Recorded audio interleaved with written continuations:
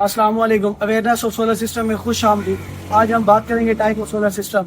Type of solar system में सबसे पहले आता है दोस्तों ऑन ग्रिड सोलर सिस्टम, फिर आता है ऑफ ग्रिड सोलर सिस्टम, फिर आता है हाइब्रिड सोलर सिस्टम। और एक बार मैं कहता हूँ एक नया रिसर्च के सोलर सिस्टम पर स्टार्ट।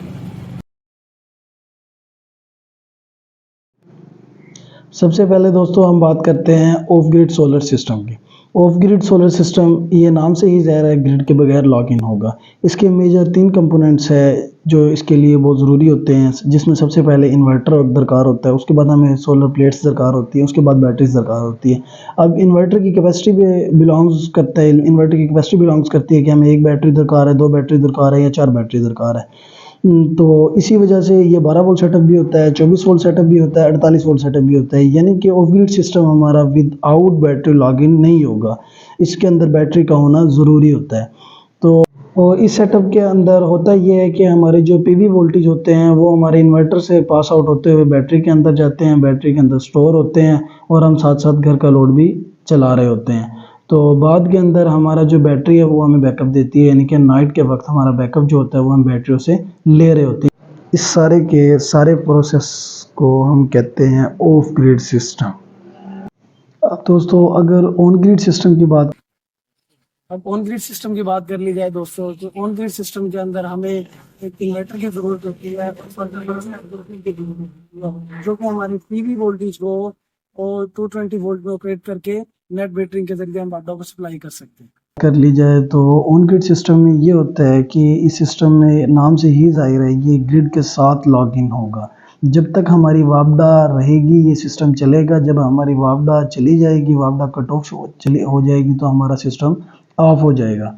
तो इसके अंदर मेजर कंपोनेंट्स जो होते हैं वो हमारा एक इन्वर्टर दरकार होता है, हमें ऑन ग्रिड इन्वर्टर दरकार होता है और उसके बाद हमें दरकार होती है इसके अंदर नेट मीटरिंग और फर्दर हमें सोलर प्लेटें दरकार होती हैं।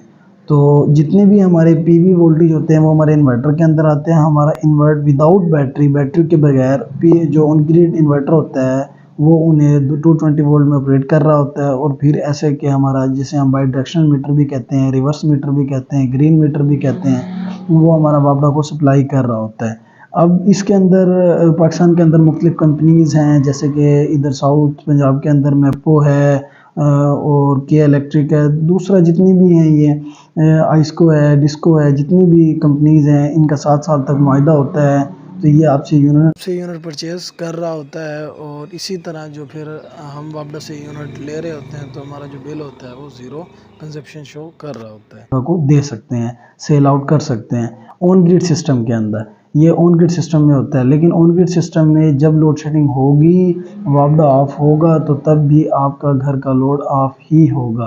अब दोस्तों बात कर ली जाती है हाइब्रिड सिस्टम की। हाइब्रिड सिस्टम के अंदर हमें बैटरी की भी ज़रूरत होती है, उसको लॉग इन करने के लिए नेट मीटरिंग की भी ज़रूरत होती है और इन्वर्टर की भी ज़रूरत होती है। अब दोस्तों बात कर ली जाती है हाइब्रिड सिस्टम पे, तो हाइब्रिड सिस्टम हमारा ये हाइब्रिड सिस्टम मजमुआ होता है ऑन ग्रिड और ऑफ ग्रिड का। इसमें दोनों फीचर्स शामिल होते हैं। ऑन ग्रिड सिस्टम के अंदर जो फीचर्स होते हैं वो भी शामिल होते हैं और जो ऑफ ग्रिड सिस्टम के फीचर्स हैं जो मैंने पहले बताए हैं ऑलरेडी वो भी शामिल होते हैं।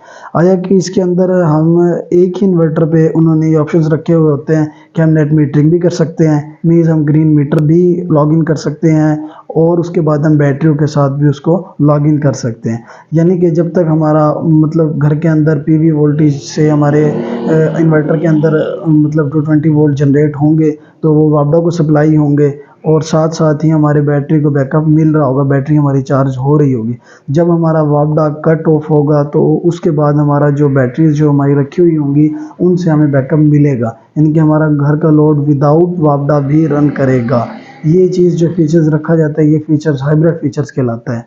तो आया कि इस तरह हमारा आज हमें ऑन ग्रिड सिस्टम और फिर ऑफ ग्रिड सिस्टम और फिर हाइब्रिड सिस्टम के बारे में पता चला है। हाइब्रिड सिस्टम के अंदर कभी भी इन्वर्टर का इंतखाब करो तो कोशिश करें कि आप IP65 इन्वर्टर ही लें।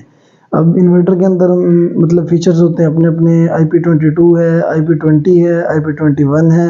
तो IP65 जो है वो बेस्ट इन्वर्टर है, इसके फीचर्स अच्छे हैं, ये रेन प्रूफ है, डस्ट प्रूफ है और तकरीबन किसी भी किस्म का इन्वायरमेंटल इफेक्ट बहुत कम।